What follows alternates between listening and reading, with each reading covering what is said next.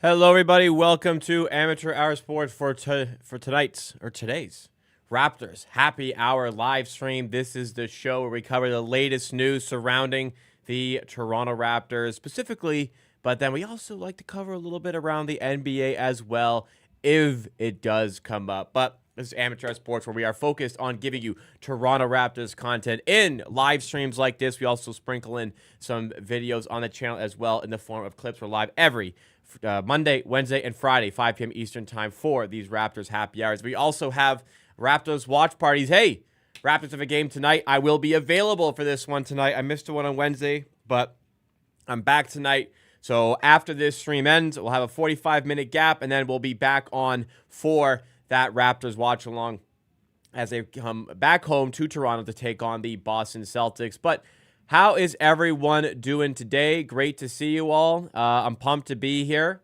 How's everyone's week? Any plans for the weekend? What do you got going on? Just talk to me here. How's everyone feeling? I'm feeling good. Good week. The Blue Jays. I'm wearing the hat today. The Blue Jays into the ALCS. I am absolutely fired up. I have Game 2 tickets, so I will be in the building for the Jays Game 2 against hopefully the Detroit Tigers. But, hey, if it has to be the Seattle Mariners, then it has to be the Seattle Mariners. Also, a little point of note, I don't know if anybody has noticed, the camera quality has improved for the streams. Maybe, like, you can go back to the previous stream and, like, double check to see the differences. But I actually can't believe how crisp it looks, and the frame rate that we're getting out of this, it looks way cleaner now.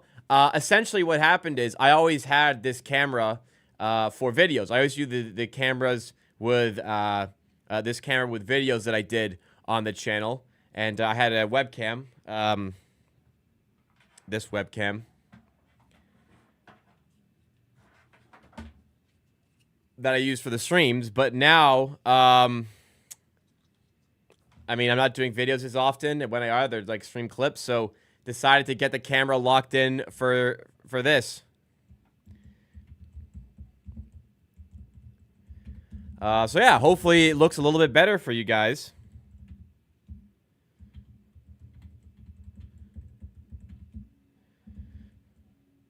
Sorry. And yeah, we can get on with the stream today. So a couple things I wanted to discuss for today is Colin Murray Boyles and how he looked in that game on Wednesday. I did watch back most of it. And obviously, as many other people were, I was very impressed with what I saw from him. So, first and foremost, that is fantastic news. I want to talk about Grady Dick again because I had some criticism for him on the Wednesday stream because he did not play very well on Monday. Definitely brought a better game on Friday, but still, criticism remains. It was a very good step in the right direction, but want to talk about that a little bit. Also want to talk about, I keep talking about the rotation, how difficult it's going to be to crack for anybody on this Raptors team. Well, we're going to talk about the players I think will struggle to crack that rotation once we get there. And then we're going to talk a little bit about the Toronto Raptors' opponent for today's watch party, which is the Boston Celtics. I think let me just... I set up this camera. Sorry, I just set up this camera like 5 minutes before the stream started because I didn't have time. I'm honestly a little surprised I got it to work in time, but because it's the first time I'm using it, if something I'm just concerned about something going wrong. So just let me know in the chat if something does go wrong. Before we really dive into the content, we'll hear from you guys in the chat, but also if you do the channel, please make sure you're subscribed. Help us on the road to 16,000 subs. Really does make a difference when you hit the like button or when you subscribe because it helps us grow the channel, helps us reach new people. Also, what's very important is hitting that like button. Smash that like button. Take a second here in the early stages. That makes a huge difference. We started kind of a different journey on the channel with the more focus on live streams. I've seen the growth. It's getting better and better as we go. But all the likes are very helpful in reaching new viewers and reminding people that, your boy Amateur is still kicking around and having fun talking some raps. Yeah. In the chat today, Spartan Thorn says, man, you missed a hell of a game. the other day, BI taking pull-up threes in transition made me cry. Well, I watched it back, and yes, Brandon Ingram was fantastic. Man, how refreshing to have a player as good as Brandon Ingram on the Raptors. Like, how refreshing to be able to have that on this team. It is, man, all these years have been covering the Raptors. We have been longing for a player like this. If he can keep up this level of play, we are looking mighty fine ahead of the upcoming NBA season. Yeah, I'm pumped there. Alamdar says, I swear seeing BI play makes my soul smile. Yeah, it does. That does put a smile on my face. Seeing Brandon Ingram hit those pull-up jumpers. Just like a player who can create his own shot and take tough shots and score when the team needs it. Looks like they have it. Midterms is finished for Spartan Thorn. Man, I do not fucking miss midterms. Good grief. You're young. My goodness. Most of the chat, I see the demographics. Most of it's older than me. So nice to have some young blood in the chat. Dale Berry Sports Highlights, it's Happy Friday. Hello, everyone. Hello to you, too. Thanks so much for joining. Very happy Friday indeed. Thankfully, we don't have to sweat the Jays today. That's great.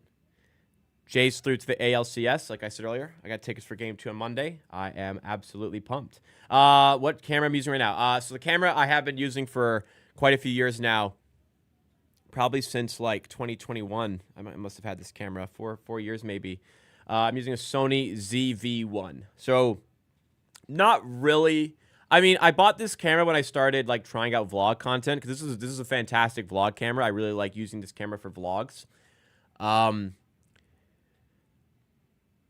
It's not the best for, it's fantastic. Like, I mean, the picture I think looks fantastic. It's not the best for this type of content, you know, like talking head videos or live streams like this.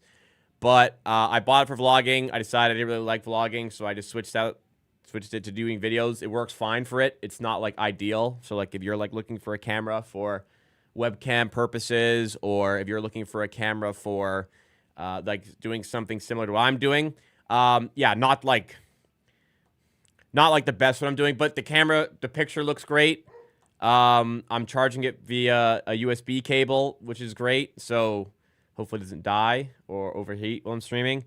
And I hooked it up with a Camlink Pro. Or not Camlink Pro, just a Camlink. Anyways, Elgato Camlink. Yeah. I previously, Jody Miss, I just think I have the same right. Yeah, I previously for these was using the Logitech. I think this is the C922, if I'm not mistaken. The C920, I think, is the takedown. But the C920 is also quite good.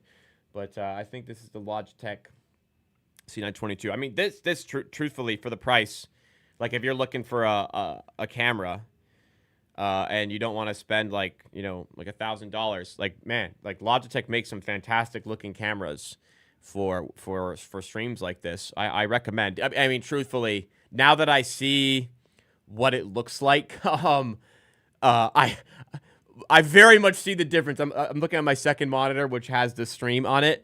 I can very much see a significant boost in the camera quality now that I have connected the Sony ZV-1 for these streams. But truthfully, the Logitech cameras look fantastic as well. So if you're looking for a webcam, if you're doing content, you aspire to do content, you can definitely get one of those and be very, very happy. Alan Dar says, ZV-1 is great for vlogs. Sold a bunch of those when I worked in a camera store. Oh, camera store. I love all these little like tech stuff. The ZV-1, yeah, the ZV-1 is fantastic for vlogs. It's just I decided I didn't really like vlogging. Part of it was I guess you practice more and you feel better, but you do feel a little cringe talking to a camera in public sometimes. At least I did. Not everyone does. I always did a little bit. And then I just, like, it was just so much extra work. And then, like, my free time and my social life became work as well because I was vlogging. And it was just, like, it just wasn't for me. So happy I stopped that. But obviously still enjoying the content that I'm doing today. SP says CMB for 6th man of the year. Ben Gordon was the only rookie to win it, and Arvydas Sabonis was second in both 6th man of the year and rookie of the year. But Arvydas Sabonis wasn't, your typical rookie, was he? CMB's a vet disguised rook. We'll talk about CMB a little bit more because obviously impressed by his performance Wednesday against the Sacramento Kings. Tom Graham says, good eye, mate. Looking forward to some hoops this morning. Yes, I'll be live for that game. Like I said, 48 minutes from now when this stream ends. It'll be 45 minutes to go until indeed we are watching along that game against the Boston Celtics. Again, hype for that one. Deleting some files here because this is recording in the background. But let's just dive into it, shall we? Let's talk about the man who is the central piece of the thumbnail on the stream today, the man who is the central figure of the watch-along thumbnail today, because this guy has got Raptors fans talking. He was fantastic in the second preseason game against the Sacramento Kings, and we will see if he can continue to kick on, because there were question marks about if Colin Murray-Boyles would be NBA ready for his rookie season. And so far, the signs are suggesting he very much is. And it's making it pretty exciting for what he could do absolutely this season. So obviously, Colin Murray-Boyles, 9th overall pick by the Raptors. I'll be completely honest. I did not have him going that high. I saw the Raptors a team that would maybe have a look at him, but ultimately, I thought they were going to go in a different direction. Not that that's like quite a negative against Colin Murray-Boyles. The Raptors saw the guy that they wanted, and in the end, they got their guy. This is the guy that they wanted. This is the type of player that the Raptors have had success with. This long, athletic, two-way type of player who's more polished defensively, and they hope that he brings a level of basketball IQ to them that they can harness his talent and develop him offensively, because Murray-Boyles is already a very good defender, and we kind of knew that. We didn't really know, and we still don't have the confirmation. It is only 2 preseason games that we've seen at the time that I'm streaming right now. It's not like a huge amount of evidence, but it's looking like he's definitely prepared to step up to the NBA level defensively. And I mean, in Summer League, he was fantastic on that side of the ball. Where there are some question marks, or at least were, and to a certain degree still are, where those question marks started to arise were definitely on the offensive side of the ball, because in his college days, Colin Murray-Boyles kind of got his with kind of brute force and brute strength. That's kind of like, to be fair, that's kind of downplaying it a little bit, because there was an element of skill there. But like, some of the success definitely was generated by using his size and using his body so effectively, drawing fouls a ton. But there were some very positive stats out of that college season. We'll look at them here. 16.8 points per game, 8.3 rebounds, 1.3 blocks, and a 2-point percentage of 62.2. True shooting percentage of 63. That's great.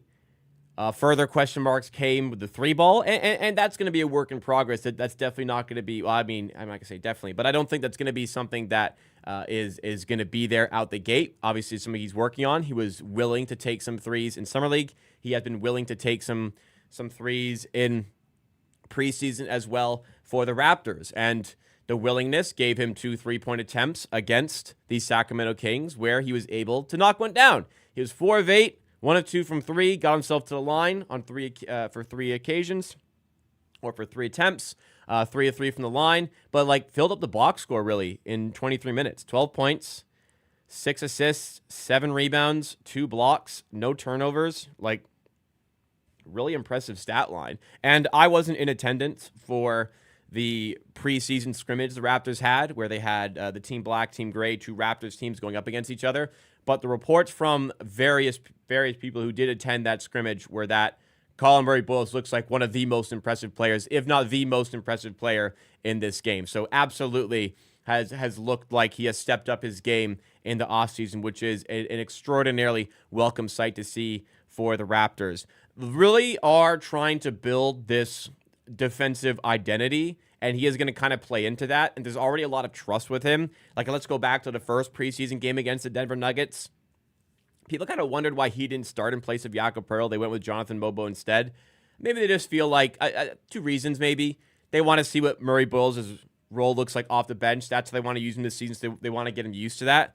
And maybe they also felt he couldn't really match up against Jokic as the 5. Well, the former could be true. The latter obviously was not, because when he subbed in, he was guarding Nikola Jokic a lot. So that just shows the extraordinary level of trust that the coaching staff, Darko Rajakovic, already have in him. His first ever NBA game, even though it was just preseason, he was tasked with guarding Nikola Jokic, the best player in the NBA, on quite a few occasions. So the defense is there. He's a little bit undersized, makes up for it with his length, makes up for it with his strength.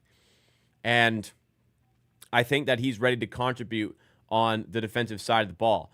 There's still a possibility that, it's just preseason and maybe he'll need some time to develop, maybe even some time in the G League. But the more I see of Murray Boyles, be it in Summer League, be it in these first 2 preseason games, the more I don't think this guy is going to need that time or some time spent with the Raptors 905 in the G League. It looks like he is ready to play. And on offense, he already looks quite fluid. He already looks like he's getting used to proceedings. I mean, 6 assists was great to see. It already feels like he's kind of getting used to the athleticism, the speed, and getting used to playing with his teammates. That's definitely a pretty healthy sign of an intelligent basketball player being present here for Murray Boyles. And that is going to do so much to help this team, to give them this boost defensively. Like, again, we're building this sort of identity, and he is going to fit right into that. It's got to be part of the reason why the Raptors drafted him. But,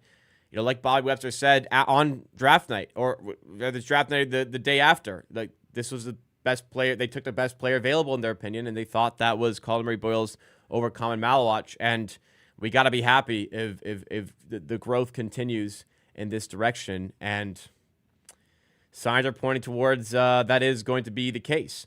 SP in the chat says the intangibles are easy to miss by scouts. And yeah, I definitely feel like that is that is true in some certain areas. Somebody who's willing to work. And I think that the basketball IQ can kind of go a little bit under the radar.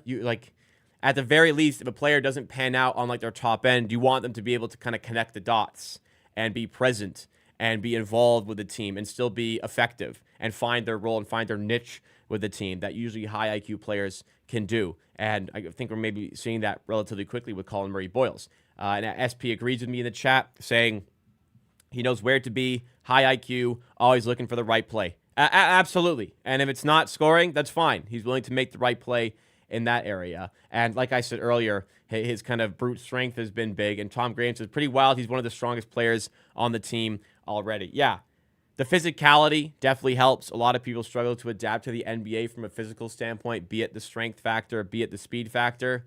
But again, it just kind of feels like he's nestling in with this group and is ready to make some contributions overall. The only way he gets 9 to 5 minutes is if he's recovering from injury or the Raptors have an off day. Yeah, it is starting to kind of feel that way for the player, and that can only be good news for the team that has lacked in the size department in the past and even last year. Kind of didn't really know what to do when Jakob Poeltl was out injured. There was Orlando Robinson experiments. There were Colin Castleton experiments, both very extremely failed experiments, in my opinion. But now this year, you've got Mamu Kelishvili here. You've got Colin Murray Boyles here. And I think that tandem is fantastic. You've got the ability to play Mamu Kelishvili kind of on the perimeter. Murray Boyles a little bit more down low. And the same can be said for the defensive side of the ball. Mamu's not like a traditional center, really.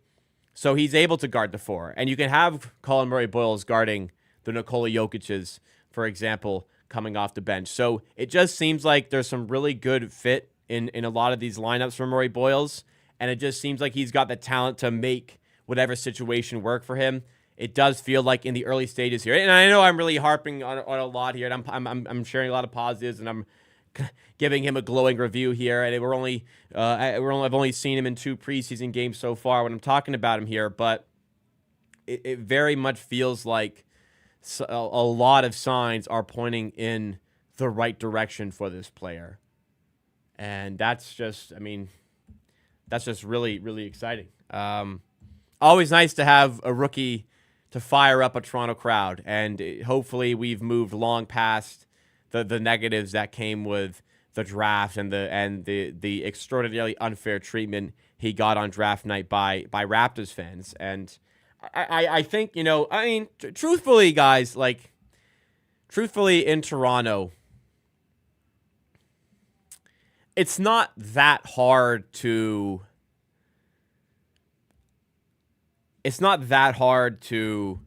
win over the fans. Really in any sport. If you work hard, you represent the city well, you buy into the city, you respect the city, you respect the fan base. If you do all that, really, the fans are going to love you. The prime example of this phenomenon, let's say, is, well, I think the prime example from a complete Toronto sports perspective is a guy like Ty Domi.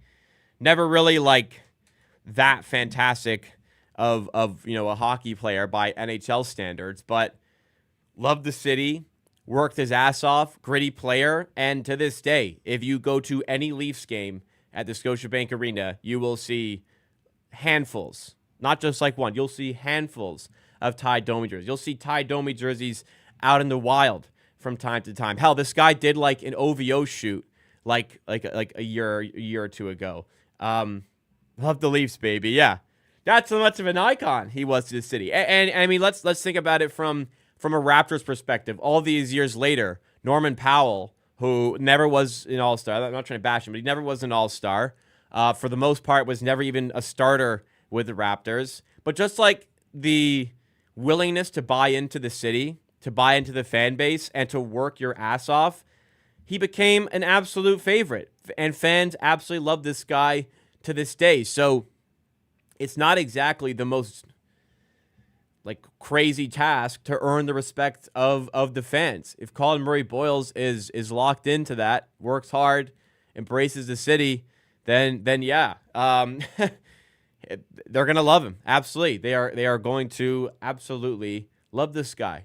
And the reception he got on Twitter this week has been big as well. Who's trying to think of other examples of this. I don't know. Who's another example? Player that wasn't the most talented, but hard worker, bought into the city. I mean, Kevin Pillar kind of comes to mind, from a Blue Jays perspective. Kevin Pillar was never. He was a pretty good center fielder. Had a lot of flashy plays. Bit of that was he wasn't the greatest at tracking the ball, and had to recover. And look, he made some cool plays and stuff. Never was that good at the plate though. People love that guy. He's on freaking Jays broadcast in the playoffs now, because people love this guy. People still wear Kevin Pillar Superman capes to Jays games. People love that guy. Junkyard Dog, great example. JYD, yes. Exactly. These are the guys that Toronto falls in love with. Just work your ass off. They're going to love you, man. No starters playing in today's preseason game. Bro. Yo. Oh. Fuck, I already scheduled it. Hang on. Is that true? Ty, well, I already talked about Ty Domi, but yes. Ty Domi, absolutely.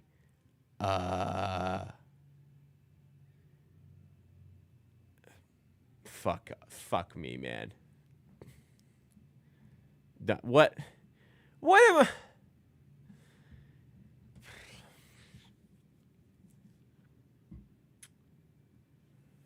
Oh boy.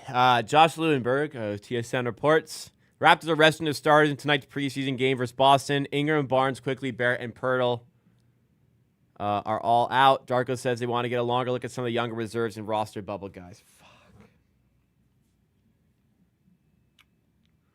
Listen, I'm all for getting like a good look at the bench players, but I also wanted to watch some really good basketball. This diminishes the product of the game a little bit. I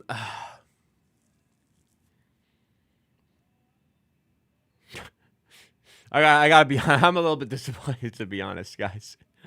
I'm a little bit disappointed by this news. You know what? We're gonna crush a couple pints for this game. Crush a couple pints. We're gonna have fun. We're gonna have a good time. We're gonna have a good time still. We're gonna do this.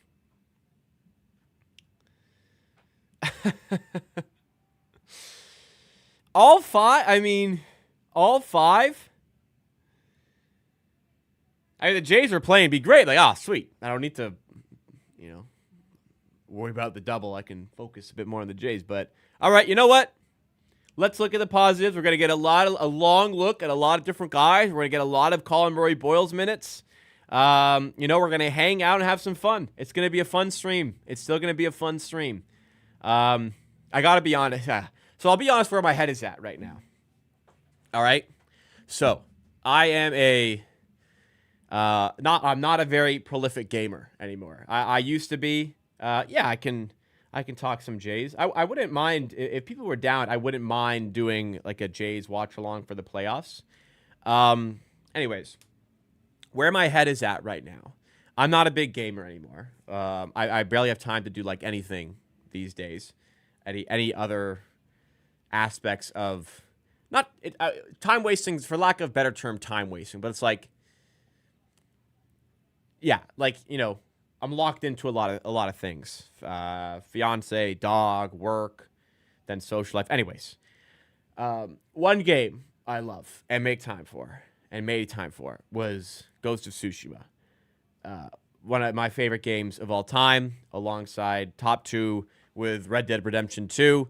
I could even say Ghost might be number one. Just like an unbelievably good game. Anyways, the sequel of Ghost of Tsushima, Ghost of Yote, came out last week. And for months and months and months, I was waiting for the release day, and I was waiting for the day after it came out, which was a Friday, and I have half days Friday to just play video games all day, all night, okay? And then Friday rolls around, and all of a sudden, not that I'm complaining, my parents asked to come to Toronto to hang out.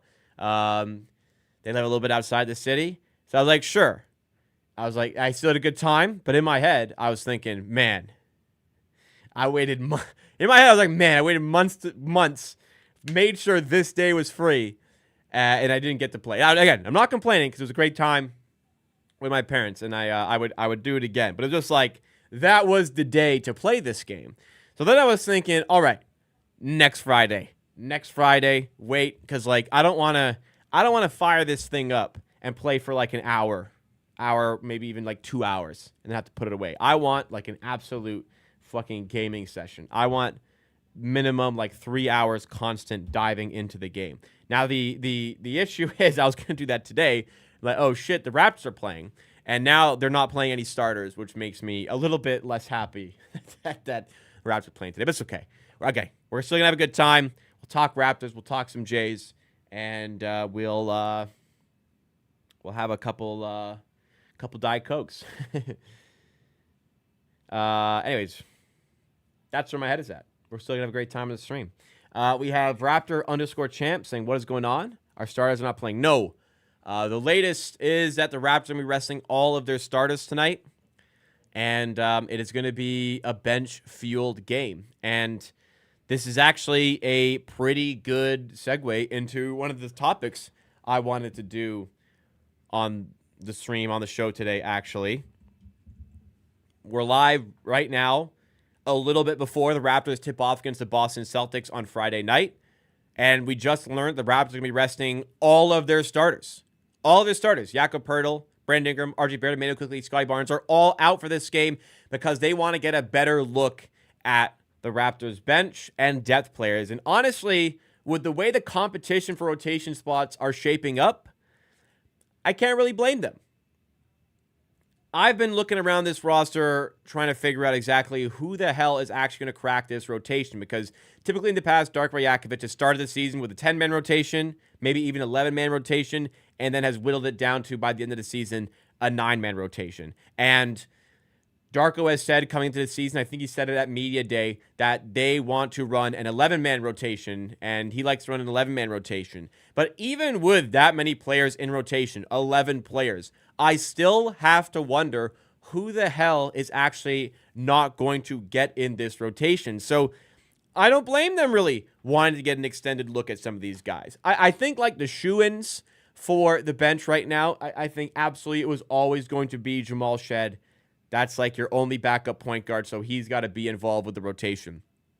The way they're lacking in the center position and the way he's played in preseason, I think Sandro Mamukelashvili has locked up that spot to get himself involved for sure in preseason settings, or in regular season settings, and getting himself in rotation. But beyond that, it becomes a little bit more hazy. Like, let's take the Wednesday game against the Sacramento Kings as an example here.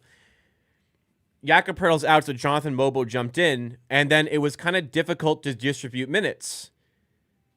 We had Jamal Shed minutes. Jacoby Walter, Grady Dick feel like they have a pretty good spot locked down in rotation. Like I said, Sandro Mamukelashvili looks like he's going to be in rotation. And then it becomes difficult. Murray Boyles played really well, so he had 23 minutes, which was equal to a team high. And it's kind of looking like, well, he's good enough to crack the rotation now. But then you also look at Ochai Agbaji, who started in place of Scotty Barnes, and like, okay, well, he's pretty good and brings us some shooting that we lack and some defense that we lack. So he should be in rotation. And Jamison Bowles could defend a really good three-point shooter. He should be in rotation. And Jonathan Mobo started when Jakob Poeltl missed the game, so he should probably be in rotation. At a certain point, not all of these players can be in rotation for the Toronto Raptors. So the competition for these positions and minutes and rotation with the team is really becoming extremely competitive. And like I keep saying, you think like, and I think the players themselves are going to think, I deserve to have that spot in rotation. There are going to be at least 2, maybe 3, maybe 4 players who are not going to be in rotation who absolutely feel like they should be in rotation. So we know the starters, if everyone's healthy. They announced the starters are out. Therefore, we know who the starters are. It's Emmanuel Quickly at the 1, RJ, Barnes, Ingram on the wings, however you want to position them. Positions don't really matter. They're too much. And then Jakob Poeltl as a center. That's your 5. Now, like, how the hell are you going to pick 6 people to come off the bench? Like, who are we going to pick? I said Jamal Shed's a pretty big shoe-in. We'll put him at the 1. We'll put Mamukelashvili at the 5. And then how are we distributing the other positions? Are we going to go Dick, Walter, and Murray Boyles? That kind of leaves us 1 extra position. And who does that go to? Does it go to Jonathan Mobo? The way I know he's been starting in place of Pearl, but the way he's played in preseason, I am not sure he cracks the rotation. Jamison Battle offers us a big 3-point threat that we just don't have a tremendous amount of. I'm not sure he cracks the rotation, though. Right? Ochai Agbaji started the last game as well. The Raptors may look to trade him. I think he should be in rotation. That's already 11, though. And then we haven't even talked about A.J. Lawson, who is on the outside of that picture looking in. I think the same can be said for Elijah Martin and Jared Rhoden, Garrett Temple, Olivier Sarr, all these other guys. I think out of rotation. I definitely think Lawson has kind of his chances, but, I mean, there's already going to be players that aren't going to be involved in this rotation. We've talked about CMB earlier on in the stream. Some people in the chat talking about it right now. Gregory in chat, one of our amazing 12-month members, said CMB looks good, and he did look good in that Sacramento Kings game, as we said. So some of the thoughts I had about Murray Boyles maybe missing out on the rotation just because it's just such a logjam of talent is kind of going away with how he's playing in preseason. 4 of 8 in this game, 1 of 2 from 3, 12 points, 7 rebounds, 6 assists, 2 blocks. Team high 23 minutes. looking like they're pretty comfy putting this guy in rotation. So a lot of complications arising for this team trying to make the rotation spot. So I'll try and predict where it's going to be to start this season and where the 11-man rotation is going to be to start the season. I think it will be Shed and Mamukelashvili, as I said earlier. I think Grady Dick, it's his spot to lose, and he hasn't lost it and played pretty well in that game against the Kings as well. I think Jacoby Walter has earned it through summer league performances and was pretty good in that preseason game against the Kings as well. And I think he's earned the right to have that spot. Colin Murray-Boyles, like I said, is in the mix. And then Ochai Agbaji, that's the 6, I think. I think that's the 6 best players you have coming off the bench. Where does that leave Jonathan Mobo, who's been starting? Where does that leave Jameson Battle, who was good last year?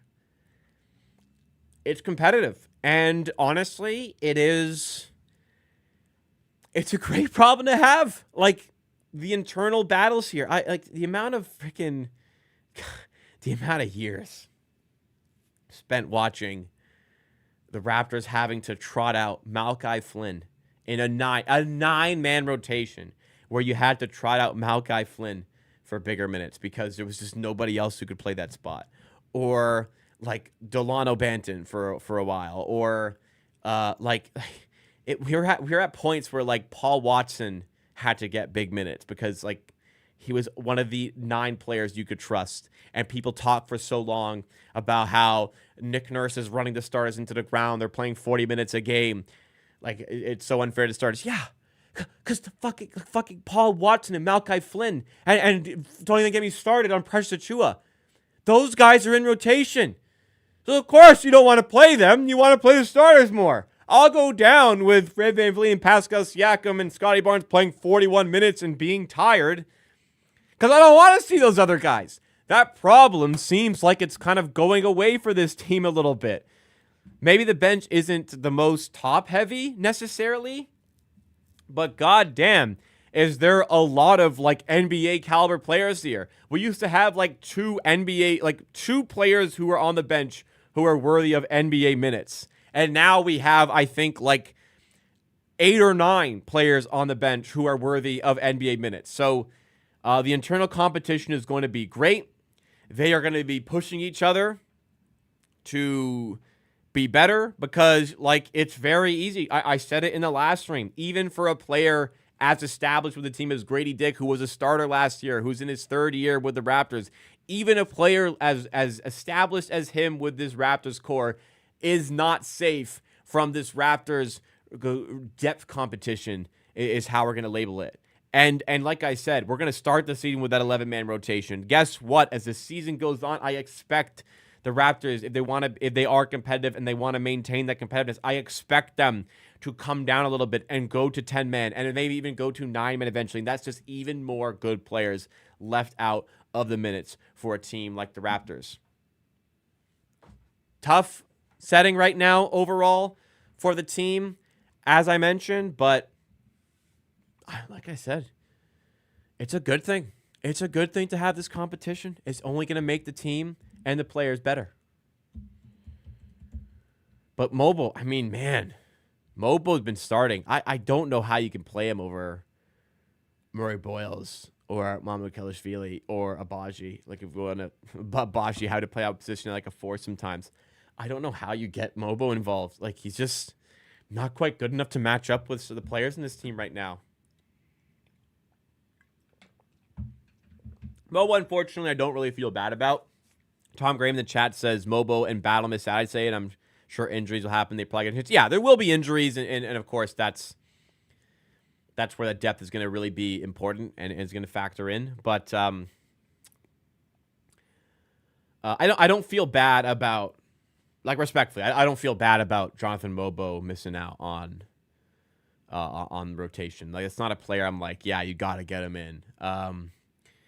The player I do feel like would be missing out, unfortunately, is Jamison Battle. That's the guy I feel for, because I feel like he is good enough to get minutes, but it's just a lot of competition. It's tight, you know, like I said.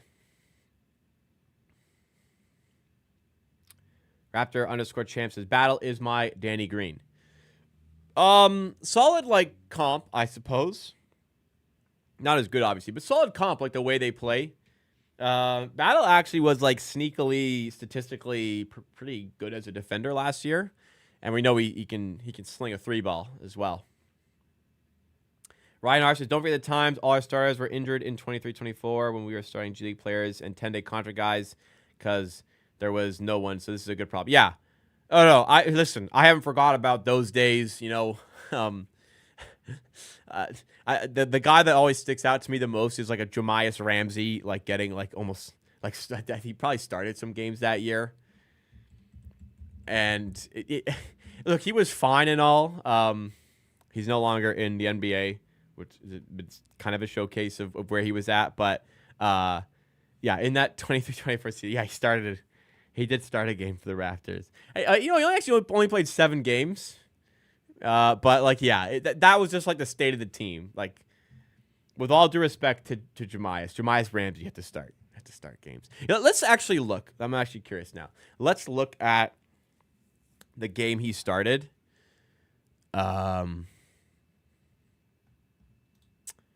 And game logs. Let's look at the game he started, and let's look at the actual lineup for the Raptors in that game. Here we go. Where is it? Game starts. Here. The one against the Wizards. They lost 112-109.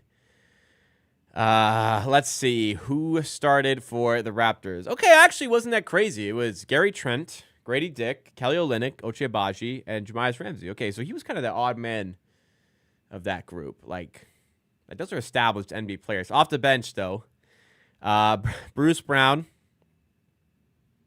Javon Freeman Liberty, Jordan Nwora, Garrett Temple, and Mohamedou Gueye. You know what? Now that I see Jordan Nwora, who's also out of the NBA now, do you guys remember the Scotiabank Arena after the Raptors traded for Quickly and Barrett? The Scotiabank Arena put up a very large banner just outside of what I would consider like the main entry gate to get into the arena.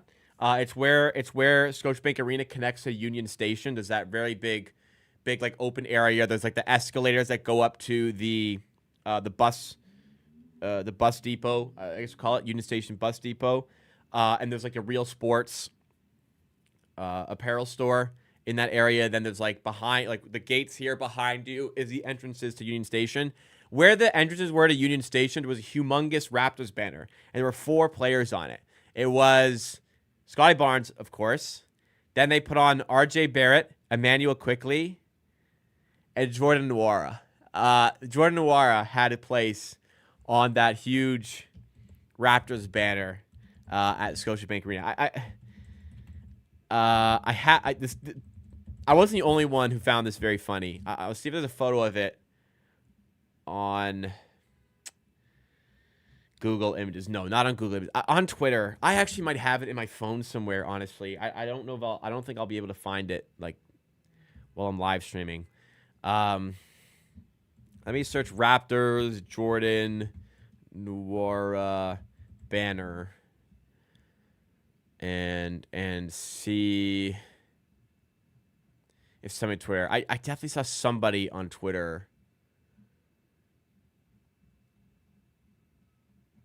post it at some point. I don't know if I'm at the right text to kind of find it. I gotta find this. It was so funny, man. If you went to any Raptors game and went in there, you had to have seen. Ah, damn. Okay, I'm whittled down. I'm just searching Nwora banner. And yeah, it's not. No luck, no dice, but you'll have to trust me on that. Yeah, Jonte Porter, that would have had to come down. That would have had to come down real quick. But yeah, it was just so random. Like, why the fuck is Jordan Nwora on this? And you know, the state of the Raptors bench at the time was like, hell yeah, more Jordan Nwora, please. And I'm not trying to clown on these guys too hard. Anybody I'm talking about here, but it was just the state of the team. Please, more Jordan Nwora minutes. Anyways, we're past that now. And The bench is looking a lot better. The bench is looking a lot better these days. Javon Freeman is playing here in the NBL now. Hey, probably doing like decent for that league. I don't know the caliber of it. What team does he play for? How about that for a jersey? Javon Freeman he plays for the Brisbane Bullets.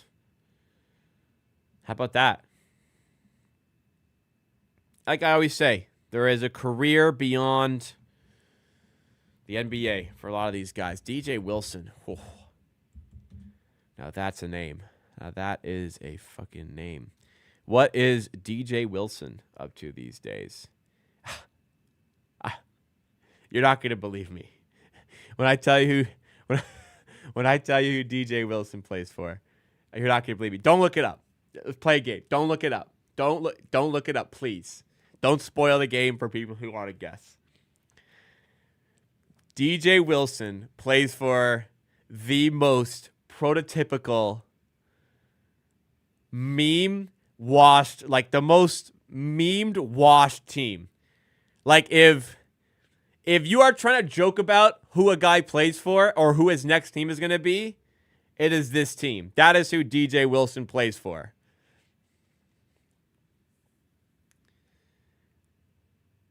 Well,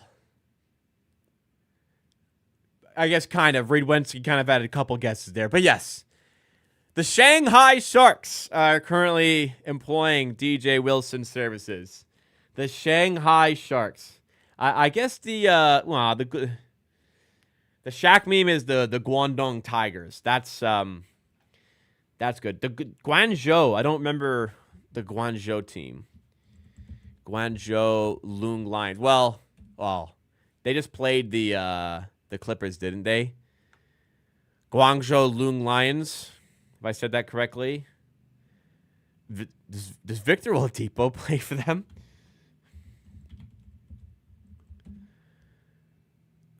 Yes, Victor Oladipo plays for the Guangzhou Loong Lions.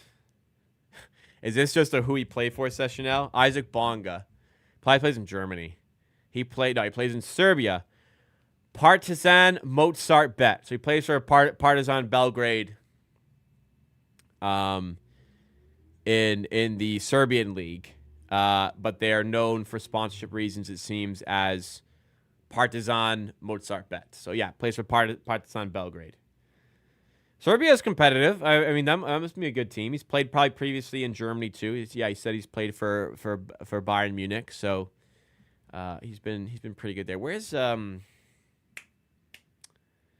Bruno these days? He was in Germany with Ratio Farm for a while. He now plays for Hapoel Tel Aviv in the Israeli league.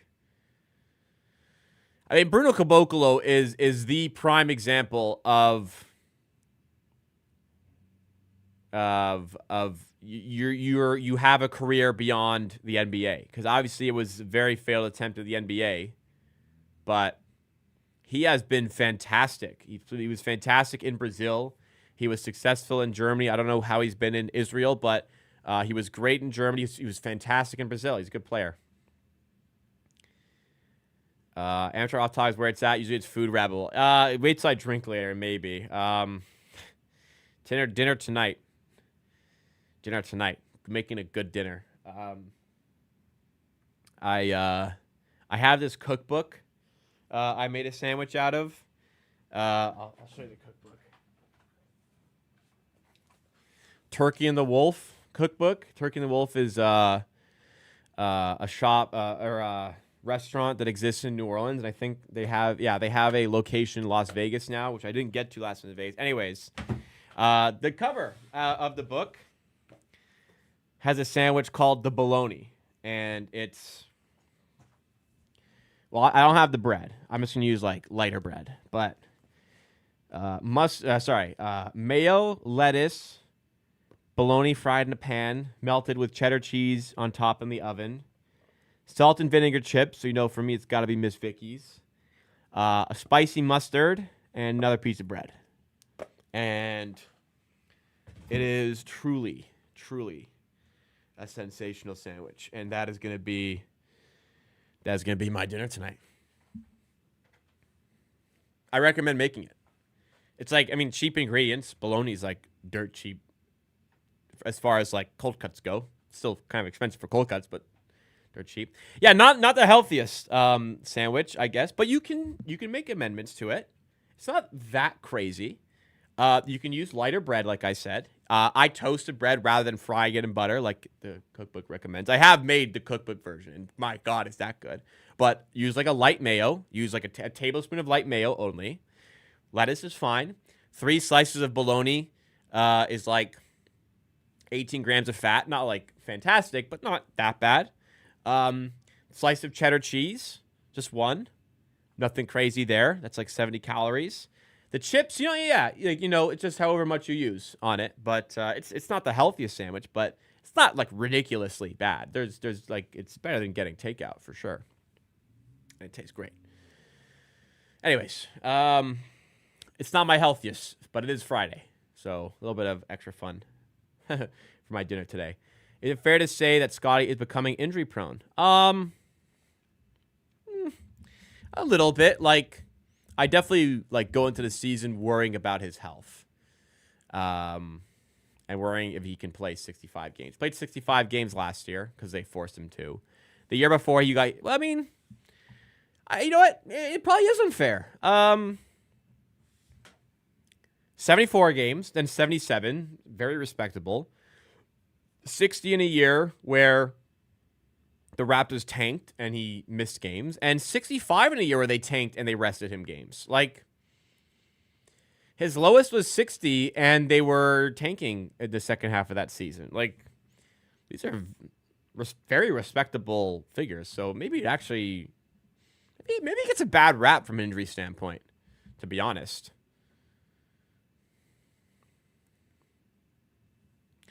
The best tasting things aren't healthy. Well, what I like to do, and I count my macros most days, is I just make healthier versions of the recipes that I already love. Like if I want a burger, I'll use extra lean ground beef. If I use lean ground beef, I'll drain some of the fat first. I'll switch to like lower fat cheeses. I'll use less of it. I'll switch to light mayo and use less of it than I used to use. Maybe I won't use mayo. Maybe I'll just use mustard, which has like hardly any calories in it.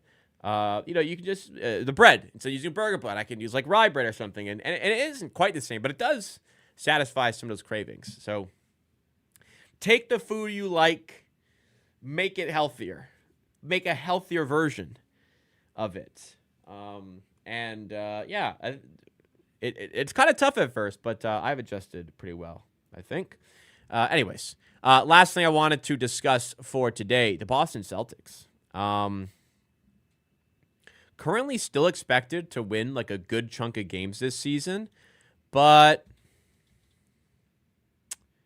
I don't know if I'm buying it. Like,